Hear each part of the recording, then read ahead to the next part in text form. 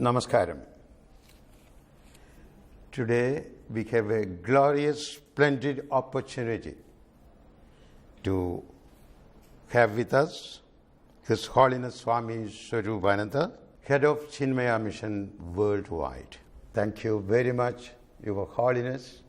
It's a rare opportunity for us. It's up to you, Your Holiness, to start in whichever way, on whatever subject. As you are very much aware, Poojya Gurudev Swami Chinmayananda belong to this land of Bharat and particularly Kerala. So it's indeed a great delight for me to be here conducting my first Gyan Yajna in Kerala, even though of course over the years I have been, with Gurudev's grace, spreading this knowledge all over the country and abroad. So it's been a great delight being here and conducting these discourses on the Bhagavad Gita. Bhagavad Gita has got a message for everyone, for all times, for all ages. And this particular chapter which I am speaking on, this is called as Purushottama Yoga, the 15th chapter. And we've called it the best of the best. Because in life, we want the best for ourselves. We want the best for our children. We want the best for everyone. We wish the best to everybody. But yet, what is the best? And how do we get that best or excellence in our life? That is the theme of Bhagavad Gita. Spiritual knowledge is that which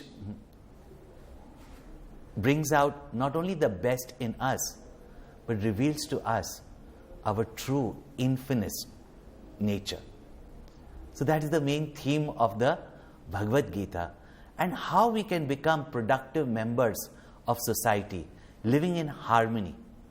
And only when there is a society where parasparam bhava is there, as the Gita keeps on teaching, not only there is prosperity, harmony, goodwill, love, growth, but peace as well as spiritual enlightenment and realization. So indeed it's a wonderful, wonderful science that teaches us how we can live our life attaining the supreme, and in that not only being exclusive but inclusive of everyone. Your Holiness, actually, it is in the widest terrain of the great epic of Mahabharata, the episode of Gita really shaped up a specific technology to give maximum emphasis to the core message. So, but more than Mahabharata per se, Bhagavad Gita got wider attention and global acclaim, and as Your Holiness rightly said, right now its relevance to even a single second of our existence as human beings. So how it happened, this concentrated focus on that specific episode? See, really speaking, Bhagavad Gita is the very heart of the Mahabharata. In life, as human beings, we always understand that there will be consequences for our actions. And we do not want contrary, reactions to our actions or fruits of actions. So we know as human beings, as intelligent beings, that there are consequences and we do not want to suffer. That way of living by which we do attain our goals and at the same time do not cause harm to ourselves or others is called as dharma. But living in a complex society, and even 5,000 years ago, the time of Bharat, where society has become an urban society like what we are living in now, with its multiple of complexities, what is right, what is wrong, sometimes it's very difficult to determine. And therefore we find that the climax is when Arjuna has to face a battle, and that too also a civil war, and that too also with family members, and not only where there are only wrongdoers on the other side, but there are people who have to support the wrongdoers, who are also noble, who are also great, and who are also dear. That eternal dilemma that we face in our life, whenever we have to make a choice as to how to act, so that we don't get contrary results, that eternal conflict between our kartavya, our duty, and our bhavna, our emotions, between our ideal and our attachments. This constant battle is there. That is why adharma also takes place. And therefore, the Bhagavad Gita being the central theme, where finally Krishna makes Arjuna understand how to determine one's own dharma. Therefore, Bhagavad Gita starts with dharma, Yes. and ends with mama. So that we can understand what is our main purpose. What should be the very course of our life? How do we achieve that? That is the theme of the Bhagavad Gita. And it is relevant to everybody. And that's why, even though it's the summary of the knowledge of the Upanishads, yet the way it has been presented by Sri Krishna, and Ved Vyasa has reported it, that it's an amazing, amazing textbook. This may be the right time to quote a few words from Gurudev's own commentary for the sake of viewers belonging to the new generation. During the Kurukshetra war, under the stress of some psychological maladjustments, Arjuna got shattered in his mental equipoise and lost his capacity to act with the true discrimination. Lord Krishna takes in hand that neurotic mind of Arjuna for a Hindu treatment with Vedic truths. Your Holiness, my humble question, why this stress on Hindu treatment by Gurudev in this particular stanza? See, today, with all the confusions that have been created regarding religion, right? Hindu, of course, is a name given to Sanatan Dharma. And we have got that name now. We should accept it. Why are we always so nervous about the term Hindu? No? As Gurudev used to explain, that Hindu means one who is ready to remove his inner weaknesses and the weaknesses or evil of society. Hinam dushyati iti Hindu. He defined it in that way. And that knowledge systems, that religion, again in its true sense, the very word religion even in English means that which unites you, the same meaning of yoga, from Latin, that which unites you to the higher, that which improves you to the better, that which takes you to your true nature. That is supposed to be religion. And all said and done, the pride of our Indian country to give the world that universal knowledge which points out that not only the cause, call it God, call it truth, call it reality, is one, but that one God alone is expressing as the world of plurality. Present in each and every one of us. So why should we be ashamed to call ourselves by the name Hindu? Hindu. Right? I would like to just mention one information. In that analysis, it is observed or rather noted that 18 chapters of Bhagavad Gita. From 1 to 8, it is, all these chapters are on an ascending undertone. And from the other side, the undertone is descending.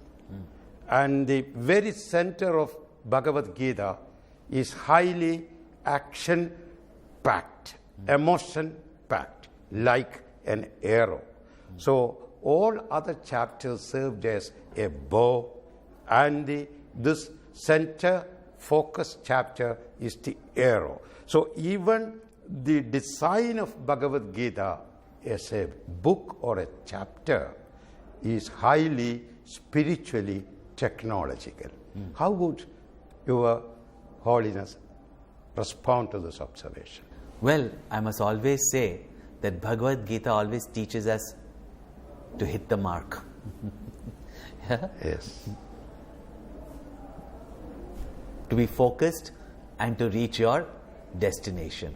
And if you have observed it, and there are beautiful observations that you can see in the Bhagavad Gita, that's why it has got so many commentaries, and each person has brought a beautiful, whether it was Lokmanya Tilakji, whether it was Vinoba Bhaveji, even in the field of politics and social sciences, each one has brought out. So I think you made a very good observation, and I would say that wouldn't be wrong, because Bhagwan is the bow, Arjuna is the arrow.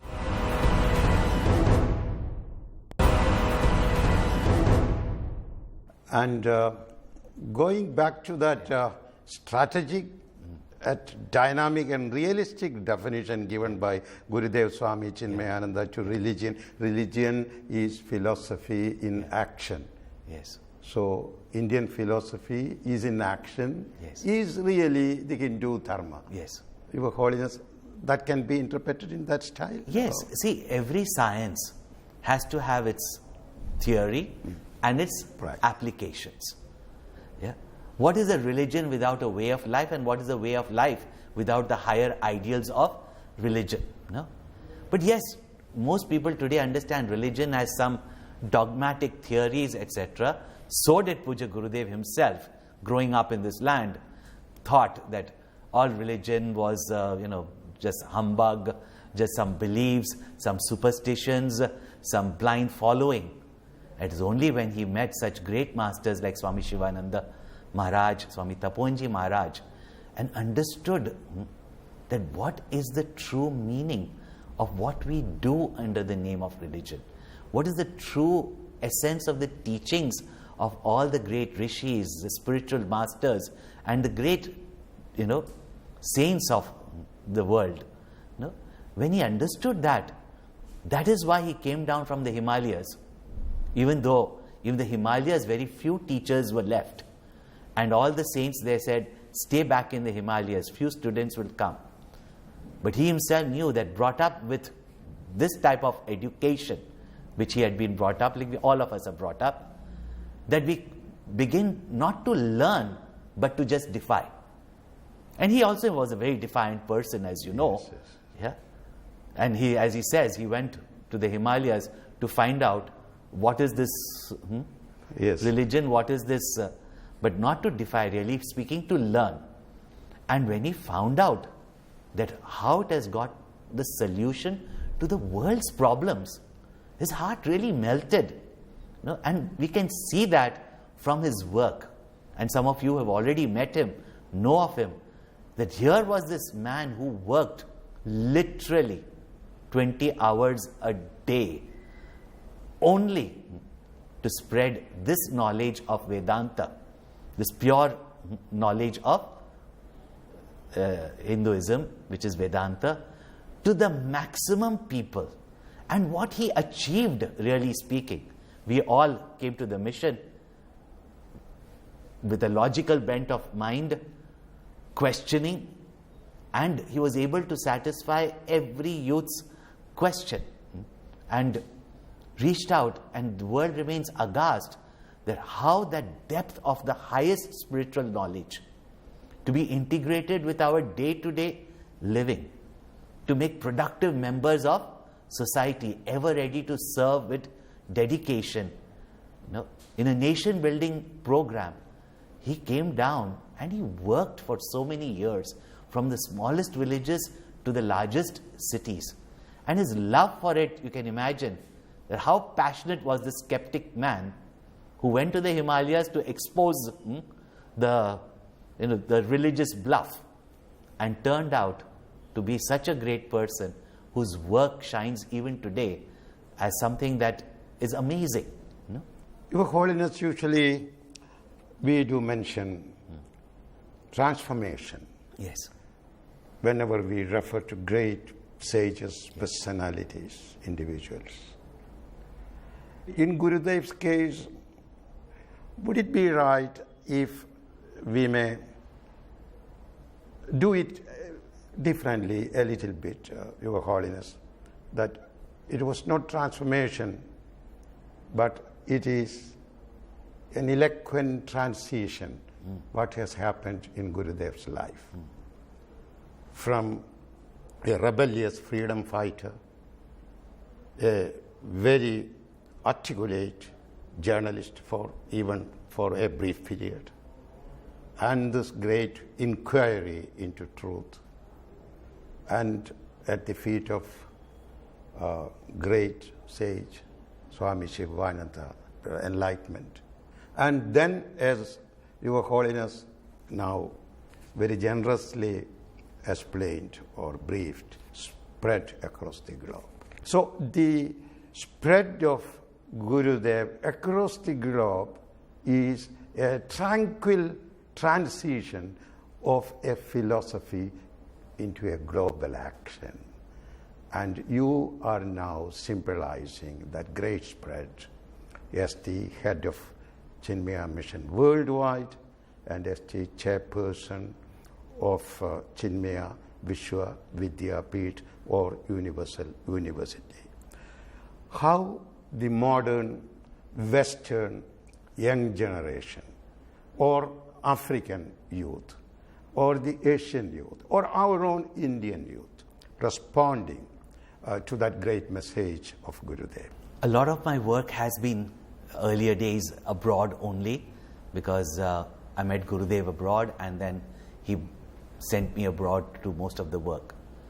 In fact, if you see amongst the youth, and particularly the Indian youth abroad, even now, the appeal that Vedanta has had and Gurudev's teachings and his inspiration still continues.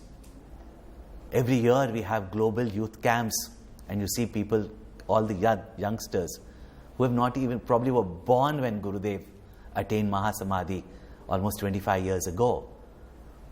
What is that inspiration that continues from him? What is that glory of the way he taught and inspired people, that even today children, and thousands of children, in India of course, but abroad also, Balvihars that go on in the various countries abroad, the youth sessions that we have, the youth dynamic seva movements. We have our youth empowerment program where people come and study for 2 months and then for the remaining year go to serve the community, to take time off from after their studies, from their work, to work for the country, to work for the people. So his inspiration still continues so impactfully. Luckily, we have some videos left that the children can also, or the youth can also see what a dynamic, roaring personality he was. An ocean of compassion and love. And yet, when he went on stage, even in the last stages of his life, I was with him, towards the end of his body journey, a few months before. However, the doctors may have said his body is sick. That inspiration, that power, that energy, that spiritual glow, that when he went on to the Vyas speech, when he went on to the stage, he was that same dynamic, roaring personality. And even if it was not his words, his mere presence, would just elevate people, inspire people, develop confidence in people. That's an amazing personality.